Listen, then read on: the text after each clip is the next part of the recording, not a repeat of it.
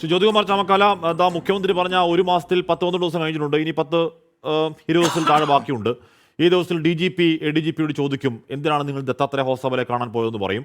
അപ്പോൾ ADGP മണി പോലെ അവിടെ നിന്ന് പറയും, എന്തിനാണ് ദത്താത്രേയ ഹോസ്പിറ്റലെ കാണാൻ പോയത്, അതിന് എന്തെങ്കിലും ദുരൂഹതയുണ്ടോ, പൂരം കലക്കുമായി അതിന് ബന്ധമുണ്ടോ എന്നൊക്കെ ADGP അവിടെ നിന്ന് പറയും. എന്തിനാണ് അതിനുശേഷം റാമാധവനെ പോയി കണ്ടത് എന്ന് ചോദിക്കും. അപ്പോൾ കൃത്യം റാമാധവനെ പോയി കണ്ട കാര്യം പറയും. റാമാധവനെ പോയി കണ്ടപ്പോൾ കൂടെയുള്ളത് ആരായിരുന്നു എന്നൊക്കെ കൃത്യമായി പറയും. അതിനുശേഷം DGP റിപ്പോർട്ട് സമർപ്പിക്കും. അതിനുശേഷം നടപടി ഉണ്ടാകും എന്ന് വിശ്വസിച്ചിരിക്കുകയാണ്. CPM ആവട്ടെ, LDFലെ ഘടകകക്ഷികളാവട്ടെ. എന്ത് പാവം പാർട്ടികളാണിത് ശ്രീ ജ്യോതികുമാർ ചാമക്കാല. കഴിഞ്ഞ 31-ാം തീയതിയാണ് ഞാൻ മുമ്പ് സൂചിപ്പിച്ചതുപോലെ മുഖ്യമന്ത്രി അന്വേഷണം പ്രഖ്യാപിച്ചത്. ഈ 30-ാം തീയതി ആകുമ്പോഴത്തേക്കും ഏകദേശം ഒരു മാസമാവുകയാണ്. താങ്കൾ ഈ ചോദിച്ചതുപോലെ കൃത്യമായി വിളിച്ചു ചോദിക്കാൻ മുഖ്യമന്ത്രി അന്നല്ലല്ലോ ഈ കൂടിക്കാഴ്ചയെക്കുറിച്ച് അറിയുന്നത്. മുഖ്യമന്ത്രി ഈ കൂടിക്കാഴ്ചയെക്കുറിച്ച് അറിയുന്നത് ആ കൂടിക്കാഴ്ച നടന്ന അതേ ദിവസം തന്നെ മുഖ്യമന്ത്രിയുടെ സ്പെഷ്യൽ ബ്രാഞ്ചും ഇൻ്റലിജൻസും മുഖ്യമന്ത്രിക്ക് റിപ്പോർട്ട് ചെയ്തിട്ടുണ്ടല്ലോ. മുഖ്യമന്ത്രി ആ റിപ്പോർട്ട് കയ്യിൽ വെച്ചുകൊണ്ടല്ലേ ഇതിനെക്കുറിച്ച് മൗനം പാലിച്ചത്.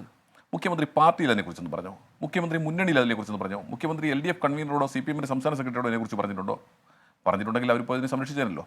നോക്കൂ, ഇവിടെ നമ്മുടെ സുരേഷ് ചില കാര്യങ്ങൾ പറഞ്ഞു. ഇതിനെക്കുറിച്ച് അന്വേഷിക്കാം, അദ്ദേഹം വക്കീൽ കൂടിയാണ്. ഇതിനെക്കുറിച്ച് അന്വേഷിക്കാൻ കഴിയുമോ ഇല്ലയോ എന്നതിനെ സംബന്ധിച്ച്, കേന്ദ്ര ഏജൻസികൾക്ക് അന്വേഷിക്കാൻ കഴിയുമോ ഇല്ലയോ എന്നതിനെ സംബന്ധിച്ച്, ദേശസുരക്ഷയെ ബാധിക്കുന്ന PMLA ആക്ട് അട്രാക്ട് ചെയ്യുന്ന കുറ്റങ്ങൾ ചെയ്തു എന്നാണ് PV അൻവർ പറഞ്ഞിരിക്കുന്നത്. ഒരു MLA ആണ്, ഒരു ജനപ്രതിനിധിയാണ് പറഞ്ഞിരിക്കുന്നത്. ഞാൻ ഫ്രീക്വൻ്റ്ലി ആസ്ക്ഡ് ക്വസ്റ്റ്യൻസ് FAQ, പിന്നെ എന്താ പറയുന്നത്, NIAയുടെ FAQ നോക്കുകയായിരുന്നു. ആ NIAയുടെ FAQയിൽ ഒരു ക്വസ്റ്റ്യൻ ഞാൻ കണ്ടത്, can the central government issue directions to suo motu take over the investigation of a case. Suo motu കേന്ദ്ര സർക്കാരിന് ഒരു അന്വേഷണം ഏറ്റെടുക്കാൻ പറയാൻ അവകാശമുണ്ടോ? ഏതിനെ സംബന്ധിച്ചാണ്? NIA സംബന്ധിച്ച്. Answer: yes, it has been provided under section 6(5) of the NIA act 2008. അതനുസരിച്ച് 2008-ലെ NIA ആക്ടിൻ്റെ 6(5) ക്ലോസ് 6(5) അനുസരിച്ച് സുവമോട്ടോ കേസെടുക്കാൻ കേന്ദ്ര സർക്കാരിന് നിർദ്ദേശിക്കാം. അത് NIA സംബന്ധിച്ച്.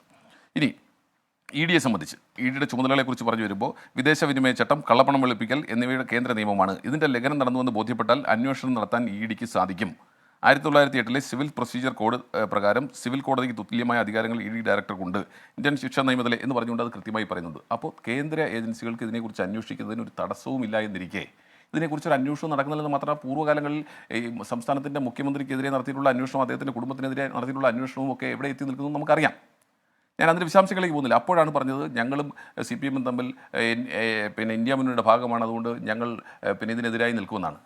ഇവിടെ സംസ്ഥാനത്തിൻ്റെ മുഖ്യമന്ത്രി പിണറായി വിജയന് ഒരു പ്രത്യേക പ്രിവിലേജ് ഉണ്ട് എന്ന് കഴിഞ്ഞ പാർലമെൻറ്റ് തെരഞ്ഞെടുപ്പിൽ ശ്രീ രാഹുൽ ഗാന്ധി പറഞ്ഞപ്പോൾ അദ്ദേഹത്തെ തെറിവിളിക്കാൻ ഉപയോഗിച്ചത് PV അൻവറയാണ്.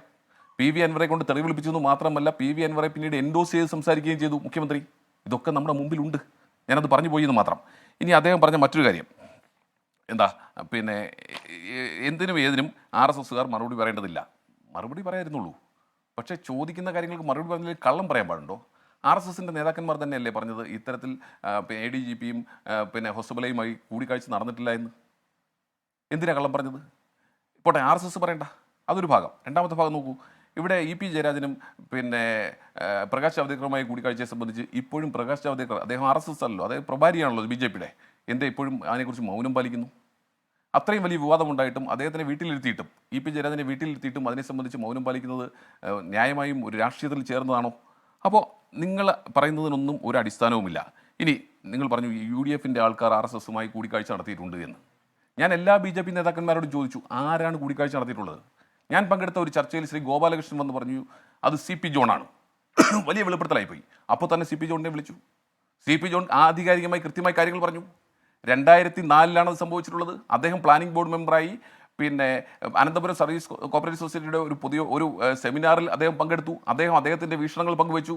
RSSൻ്റെ അന്നത്തെ പിന്നെ നേതാവ് പിന്നെ മറ്റെന്തോ വ്യത്യസ്തമായ അഭിപ്രായം പറഞ്ഞു. അതിനെ സംബന്ധിച്ച് തർക്കമായി, വിരുദ്ധാഭിപ്രായങ്ങൾ വന്നു. സ്വാഭാവികമായും അതിനെ സംബന്ധിച്ച് ക്ലാരിഫൈ ചെയ്യുന്നതിന് അദ്ദേഹത്തിൻ്റെ വീട്ടിലേക്ക് ചെല്ലാൻ അനുവാദം ചോദിക്കുകയും അദ്ദേഹം മുഖ്യമന്ത്രിയെയും അന്നത്തെ മന്ത്രി പിന്നെ MV രാഘവനോടും പെർമിഷൻ മേടിച്ചതിന് ശേഷം അവിടെ അദ്ദേഹം ചെന്ന് കാണുകയും അതിനെ സംബന്ധിച്ച് അവരുടെ ആശയഗതികളിലുണ്ടായ വ്യത്യാസത്തെ സംബന്ധിച്ച് എഴുത്തുകുത്തുകൾ നടത്തുകയും ഈ പറഞ്ഞ പിന്നെ RSSൻ്റെ റിസർച്ച് സംഘചാലക് അദ്ദേഹം മരണപ്പെട്ടതിന് ശേഷം എഴുതിയ അനുശോചന കുറിപ്പിൽ ഉൾപ്പെടെ CP ജോൺ അതിനെക്കുറിച്ച് വ്യക്തമായി പറഞ്ഞിട്ടുണ്ട്.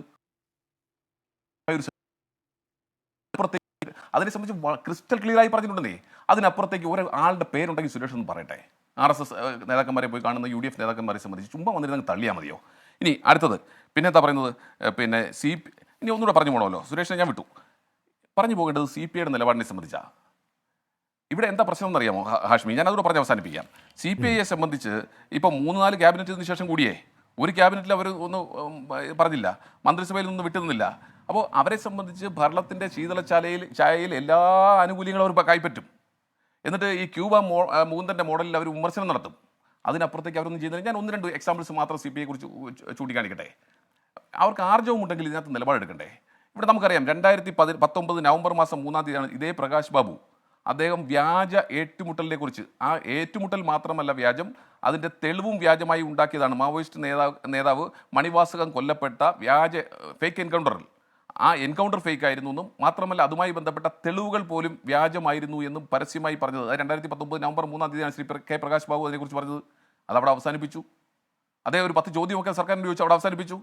2022 ഫെബ്രുവരി 9-ന് ഇതേ പ്രകാശ് ബാബു തന്നെ പറഞ്ഞു ലോകായുക്ത നിയമ ഭേദഗതി ഭരണഘടനാ വിരുദ്ധമാണ് എന്ന് അദ്ദേഹം പരസ്യമായി പറഞ്ഞു. 2022 ഫെബ്രുവരി 27 കാരണങ്ങൾ ന്യായീകരിക്കത്തക്കല്ലെന്ന് അന്നത്തെ സെക്രട്ടറി കാനം രാജേന്ദ്രൻ പറഞ്ഞിട്ടുണ്ട്. ഏതുമായി ബന്ധപ്പെട്ട ഈ ലോകായുക്തയുടെ നിയമ ഭേദഗതിയുമായി ബന്ധപ്പെട്ട്. ഞാനൊന്ന് ചോദിക്കട്ടെ, കേരളത്തിലെ പോലീസിൽ RSS വിങ്ങുണ്ട് എന്ന് പരസ്യമായി ആദ്യം പറയുന്നത് ആനി രാജയല്ലേ? ആനി രാജ അത് പറഞ്ഞപ്പോൾ ആനി രാജയെ തിരുത്തിയത് അന്നത്തെ CPIയുടെ സെക്രട്ടറി കാനം രാജേന്ദ്രൻ. ആ സമയത്തിൽ ശ്രീ പ്രകാശ് ബാബു അതിനെ സംബന്ധിച്ച് ഒരു അക്ഷരം വേണ്ടിയില്ലല്ലോ. അപ്പോൾ ഇടവേളയിലേക്ക് പോകണം, ഒരുപാട് വിഷയങ്ങൾ. പക്ഷേ ഇതിന്റെ പ്രശ്നം എന്താണെന്നറിയോ? ഈ പറയുന്ന സോക്കോൾ LDF യോഗത്തിൽ അജണ്ടയിലേക്ക് വന്നിരുന്നില്ല ഇത്. ആ ചമകല പറഞ്ഞു പൂർത്തിയാക്കൂ. അതെ, അപ്പോൾ ആ രീതിയിൽ ഇവിടെ വിവാദമായ മാസപ്പടിയും കരുവന്നൂറും EP ജയരാജൻ രാജീവ് ചന്ദ്രശേഖർ വിഷയവും ഉൾപ്പെടെ വന്നിട്ടും അതിനകത്തൊന്നും ഒരു മറുപടിയോ അവർ പറഞ്ഞിട്ടില്ല. അപ്പോൾ എൻ്റെ ചോദ്യം, CPIക്ക് ആർജവമുണ്ടെങ്കിൽ, അവരുടെ ഈ വിമർശനങ്ങൾ ആത്മാർത്ഥമാണെങ്കിൽ അവർ ഈ മുന്നണിയിൽ നിന്ന് പുറത്തേക്ക് വരാൻ തയ്യാറാകുമോ? ചോദ്യമാണ്. തിരികെ ഇടവേള.